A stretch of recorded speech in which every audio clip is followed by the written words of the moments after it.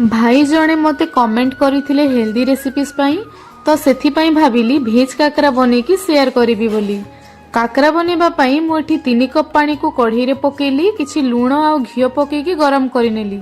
एठी मु जो कप रे पानी नेथिली सेई सेम कप रे गोटे कप सुजी को धीरे धीरे पकेकी जंतुणी करिनेली।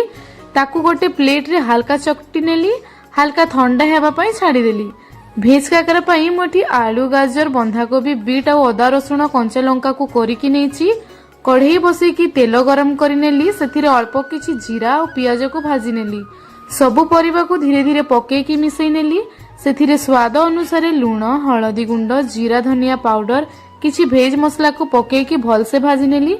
एबे आमे काकरा बनेबा, सेथि पई मा एठी हातरे किछि तेल लगेकी सुजी को गोल गोल करिनेले। सेथिरे भेज मसलार पूर देकी चेप्टा करिदेली। मु एठी गरम गरम तेल कढ़ी रे गोटे गोटे काकरा को नेकी उल्टा पाल्टा करी छाणी आनिली।